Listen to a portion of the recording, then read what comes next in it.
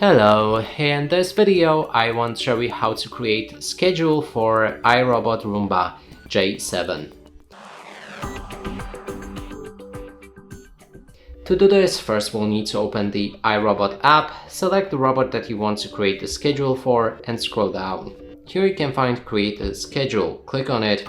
Now we can switch the time when it should start, then when it should repeat that action, and we can also switch our cleaning preferences with more amount of passes. And there's also automation, and then it should begin when you leave a home, and this will basically work when you have location service enabled. So the robot will detect when you leave a home and begin its work.